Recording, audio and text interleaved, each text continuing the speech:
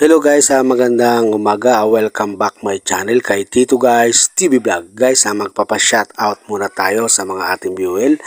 Shoutout nga pala kay Sheila May sa Banal at taga Quezon City. Shoutout nga pala sa family Alvin. Shoutout nga pala sa Morena family, San Antonio Bunbun, Camarines Sur. Ayan guys, maraming salamat po mga nagsusuporta sa akin sa vlog kay Tito Guys TV Vlog. Ayan guys, magbabalik tayo sa ating pagbablog.